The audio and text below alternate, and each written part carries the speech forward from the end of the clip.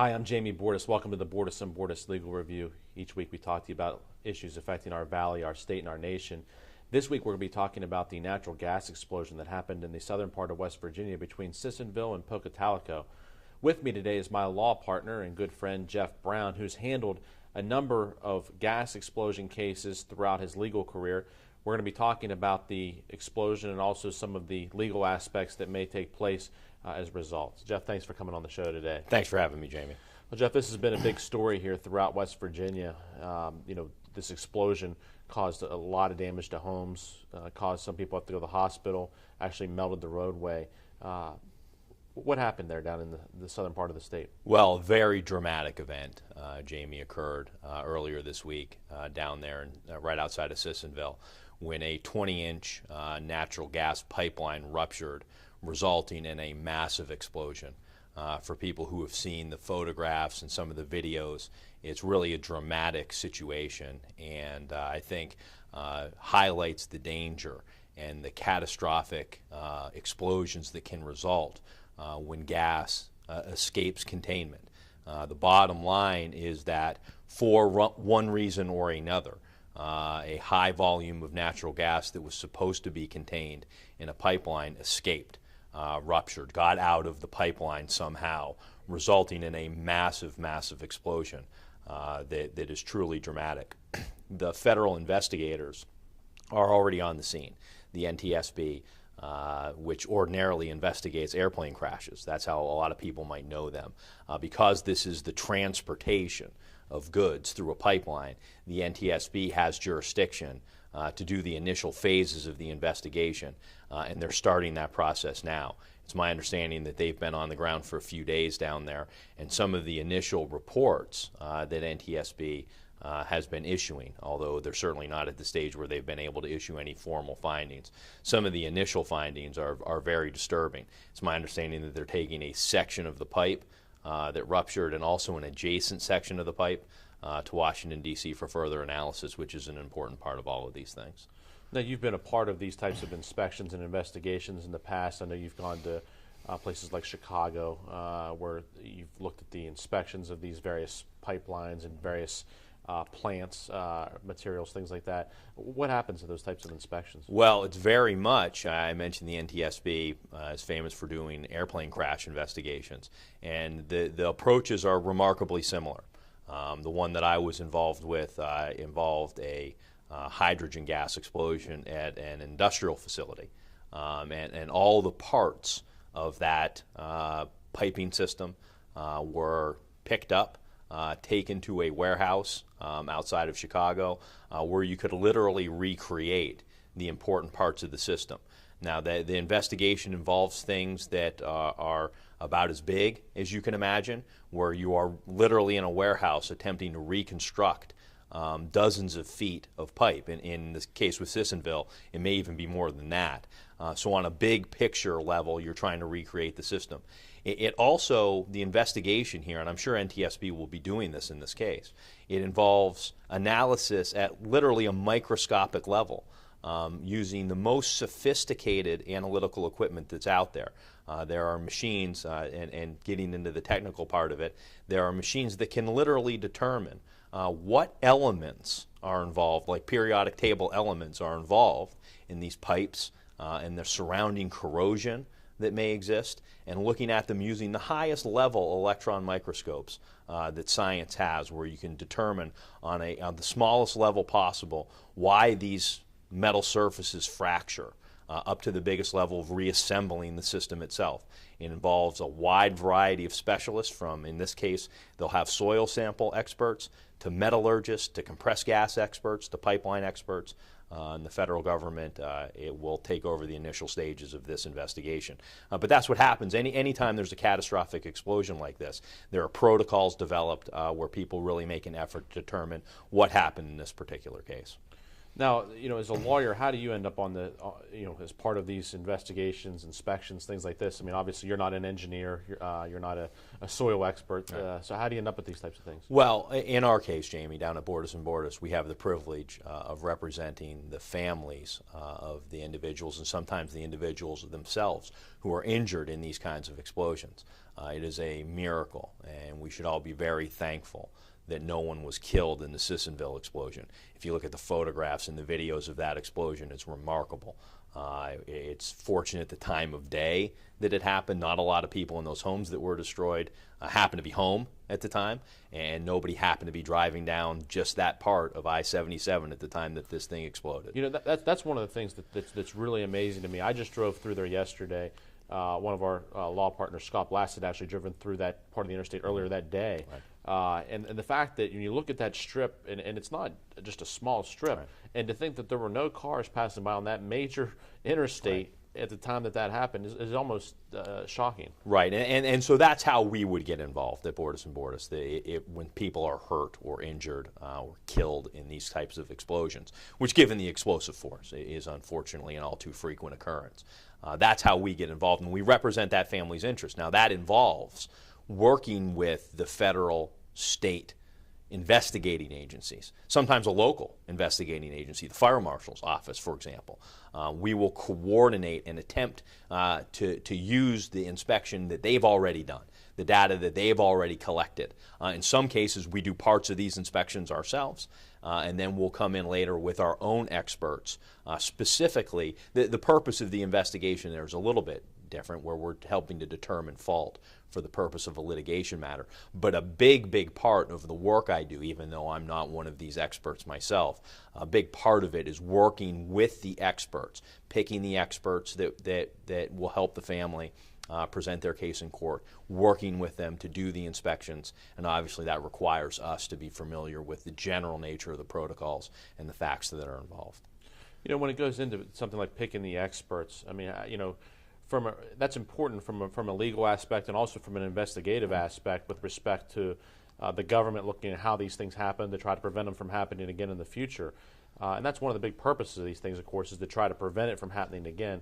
What do you look for in determining who's the right type of expert or right type of person to be involved in these types of things? Well, I mean, initially you want somebody with a very broad base who can talk about the safety aspects and the regulations that will apply to these types of systems. A natural gas pipeline using this system in particular is a somewhat heavily regulated operation. There's a body of federal regulatory law and a wide body of engineering knowledge that is published and developed by people who have worked in the field. And so the first thing is to get an understanding at a higher level of what the nature of the problem with this specifically was. Once you have a better understanding of that, you can start getting into sub-experts. And so in the case of the hydrogen explosion at the industrial plant that I was talking about, Chris Regan, one of our other law partners, and I tried 2 cases last summer against a couple of American Electric Power subsidiaries about one of those massive explosions. We had a compressed gas expert in that case who was able to talk about the way compressed gas systems are designed. His background with NASA, he's one of the most qualified experts in the world on those kinds of systems. We also hired and retained a metallurgist, somebody who specializes in the fracturing, the breaking apart of metal surfaces. And he was the one that was looking through that microscope to determine why those pieces of metal failed at the smallest possible level. We also had an industrial safety expert, somebody who's familiar with the OSHA standards since that was a workplace. So it really depends on the facts and circumstances of the individual case, but those are some of the types of experts that you might see analyzing something like this. Now, with respect to the explosion down in Sissonville, I mean, obviously it was not in a industrial setting like a plant or something like that. It was out there where gas is going in and out of people's homes and running onto the highway, things like that. You know, how is it that, who pays for these types of investigations? I mean, does the government pay for that, or who's doing that right now? Yeah, I mean, that's initially the federal government's responsibility. That under the Department of Transportation, there's a section of the Department of Transportation that has regulatory authority over this, and of course the NTSB is a federal organization itself. So the initial phases of it will be conducted by the federal government, and that they're in the process of doing that right now in coordination with the local fire departments and whatever other state agencies might be involved. And as I said before, some of the initial reports out of there, although it's way too soon to tell, the investigation could take quite a while here. But some of the initial things that we're hearing from that investigation are certainly troubling, and it will be interesting to see how those potentially troubling facts play out as the investigation continues. I assume that these, and I know a little bit from experience, that these experts on these types of matters, when you're talking about metallurgists and gas experts, things like that, they're not cheap. No, they are highly, highly qualified, specialized individuals. As I said before, the compressed gas expert that we hired had a background at NASA, works out at White Sands, is a very highly qualified, and that's what you want. The reason why you hire experts like that, and that's true no matter what kind of case. A lot of the litigation matters that we handle require expert witnesses, and you always look for the best. These are people who have a certain background, training, education. They have a valuable set of knowledge in their brains, and taking their time is what you're doing, that they could be devoting to other matters, certainly does not come cheap in a lot of instances. We need to take a break. When we come back, we'll continue talking about the gas explosion in Sissonville, West Virginia. We'll also talk about some of the signs that people can look for that a gas explosion may be soon to occur. And we'll also talk about some of the issues involving gas that are affecting the Ohio Valley here. Stay with us. Welcome back to the Bordas and Bordas Legal Review. I'm Jamie Bordas. With me today is my law partner, Jeff Brown. We're talking about the natural gas explosion that happened in Sissonville, West Virginia. Jeff has handled explosion cases throughout his legal career. And Jeff, one of the things that we haven't talked about yet is that we're very fortunate that this explosion happened in a somewhat rural area. If it happened in a neighborhood or something like that, the effects could have been even much worse. Yeah, and you hear that a lot. We'll never let this happen again. We'll never let this happen again. It seems like every time there's a disaster, people say never again. We'll increase the money that we spend inspecting these pipelines. 15,000 miles of natural gas pipelines running under the state of West Virginia, some of them older, that have corrosion problems and things like that. And we keep saying never again. And you hope that an instance like this, where we were fortunate not to have a number of fatalities. There's a nursing home very close to the site of this Sissonville explosion. In fact, so close that initially the reports were that nursing home may have sustained some significant damage. Now, fortunately, that turned out not to be true. But it just shows you that an explosion of that magnitude really can have catastrophic consequences. And so I hope that we take it as a wake-up call about some of the safety issues that we may be getting into with the extent of the natural gas drilling, mining, and the piping that goes along with it as West Virginia continues to explore its energy resources, which is a positive. It is. It's very much a positive for our state and our region, but we have to do it in a way that protects the safety of our citizens, which should be the first priority in any type of operation. Regardless of the dollars, it's important to bring money into the community. Those jobs are important as well. But we have to manage the safety aspects of these things. And I hope that this is a wake-up call for that. And with respect to this being somewhat of a rural area, the pictures were unbelievable. With the flames shooting off the highway and completely melted the interstate. But there have been instances in the recent past in our country where things like this have happened in residential neighborhoods. Sure, yeah. There was an incident a few years ago out in California where there was a massive natural gas explosion that leveled houses. And the pictures of that, you can imagine, for people who have seen the pictures of what happened in Sissonville, if you take that kind of explosion and put it under a residential subdivision, you can imagine, and those types of photographs are out there too. Now, that San Bernardino, California, California explosion has some similarities, at least initially, with what happened in Sissonville, where a big aspect, I heard one of the NTSB investigators say that the initial focus of the investigation in Sissonville is the amount of time that elapsed between the release of natural gas in Sissonville and the time that the pipe was shut off, which was about an hour between release and shut off. And it's my understanding that there were no remote control or automatic shutoffs to that natural gas pipe, that it had to be shut off manually later on. And the NTSB came down very hard on the company that was involved in the California explosion, came down very hard on them for a similar time lapse between explosion and shutoff. So that'll be something that will also be interesting to see as it develops. Another thing that seems concerning about the explosion that happened in Sissonville, and again, these are all preliminary reports. This will be the NTSB's job to further refine these initial things. But the initial reports coming out of there are some very serious concerns with the thickness of the pipe that was involved down there, pressurized up to 921 psi, I believe. And some of the reports you're hearing between 30% and 70% less thick than it should have been to handle that kind of volume. Now, that can be due to a lot of reasons. What people maybe don't understand is a lot of the natural gas pipelines that runs throughout the state and the country are older pipes. And anytime you bury something in the ground like that, it's subject to moisture and pressure and corrosion effects. And that'll be something else that the NTSB will be looking at as well. But yeah, I mean, I guess back to your question, you can imagine if this pipeline explosion happens in not such a rural place, somewhere where more people are on a permanent basis, the results could be devastating. I mean, unimaginable.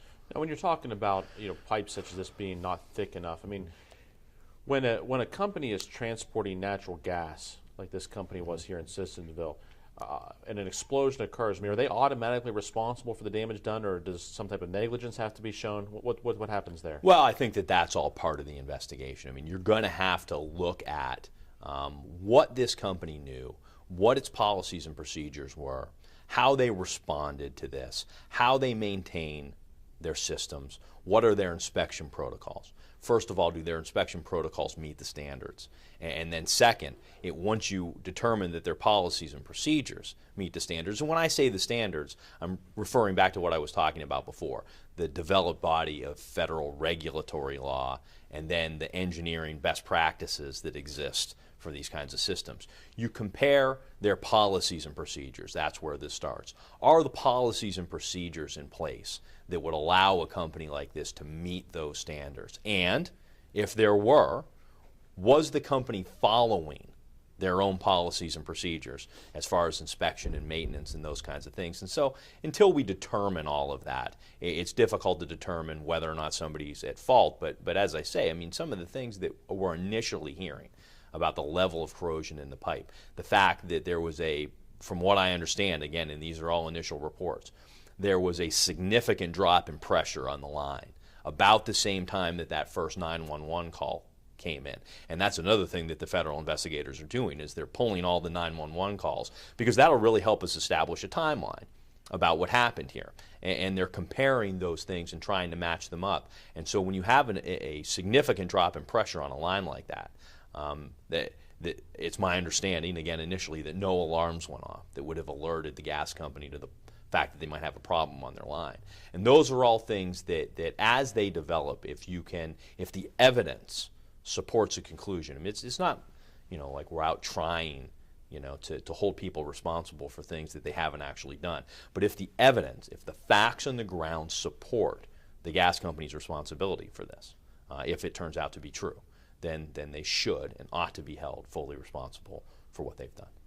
Now, with respect to these gas explosions, there are times when people may have no warning that's going to happen. But are there some warning signs that residential folks can look at and say, oh boy, there might be a problem here. I need to get out and I need to call 911. Sure. There are two parts of a natural gas system. There's many more than that, but we can look at it for the purposes of this question as two parts. There's the pipeline side of it, the commercial pipeline side of it, the buried underground natural gas pipes. Really, there's nothing that I don't think citizens can do other than making sure that our federal and state government has an aggressive and enforced inspection program. That's the best thing that citizens can do to protect themselves from the pipeline side of it. Within the home, though, a lot in the valley here, a lot of our homes are heated. We have a lot of natural gas appliances. And there are some common sense steps that people can take to protect their families from that. And again, I hope the Sissonville raises awareness of this.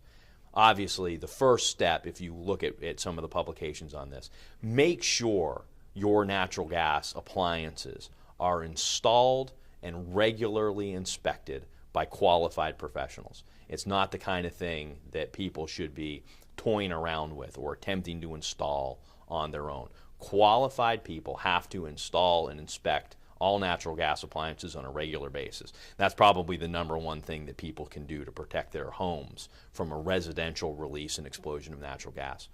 The other thing that people should be aware of is if you smell natural gas, residential natural gas has a particular odor, a rotten egg smell that they inject into the gas so people can smell it if it's released. If anybody out there smells that rotten egg smell, the number one thing to do is to leave your home immediately. Do not turn anything on. Do not turn anything off. Don't attempt to locate the source of the leak. Don't make a phone call from inside the house. Don't make a cell phone call from inside the house. Leave immediately and call 911 from a safe location so that a qualified people can come out there, shut off the gas if necessary, determine the source of the leak, because those residential home explosions for natural gas will literally take down a house. They are massive, sometimes fatal explosions that can have serious consequences. So that's the first thing. The other thing that people should be aware of, you've heard it, call before you dig. To the extent that you plan to have any excavating around the house, it's important that who's ever doing that excavating, whether it be you or you're hiring somebody to put a pool in or whatever the case may be, that whoever does that knows exactly where those gas lines are so that there's not an inadvertent rupture of the natural gas line. And when you're talking about residential service, those are sort of the two biggest things that the state protective societies will tell you to do. Make sure you have qualified individuals handling your natural gas appliances. Leave immediately if you smell natural gas, and to call before you dig are some common sense steps that people can take to minimize the chances of something like this happening in their own home. You've actually been involved not only in the hydrogen explosion, the industrial setting that you talked about, but also in residential natural gas explosions. And those, the pictures of what happens to a home when there is a natural gas explosion are unbelievable as well. I mean, it's like you see in a movie, those types of explosions. Right. I mean, and what people have to understand is that natural gas is designed to burn. I mean, that's its useful property, is its flammability. And anytime it collects somewhere where it's not supposed to, it can ignite very easily, and the like you say, the consequences can be devastating. Well, I think that the citizens of the state of West Virginia, although a number of them were affected, their homes, people go to the hospital because of smoke inhalation, et cetera, are very fortunate in general that nobody did lose a life, and that that nobody lost a limb apparently with respect to this explosion. But also, hopefully, this will serve as a wake-up call to the company involved to look at its procedures and try to make sure that nobody does lose their life in the future when something like this happens. Yeah, and a wake-up call to our state government too. In order to, I hope that safety now becomes more in the forefront than it might have been as we think about how we're going to handle our energy resources in the state of West Virginia. That this event and those photographs and those pictures can be right at the forefront of people's minds as they make decisions about how we're going to handle those things. Well, Jeff, thanks for being on the show today. I appreciate it, and thanks to all of you for joining us to talk about this natural gas explosion that happened down in Sissonville, West Virginia, and some of the things that Jeff has experienced during the course of his legal career that may allow you to benefit, and some tips that you may look out for to make sure that you're not the victim of a natural gas explosion. If it can be prevented, that it be done. We appreciate you being with us and wish you all a very Merry Christmas and hope that you have a Happy New Year.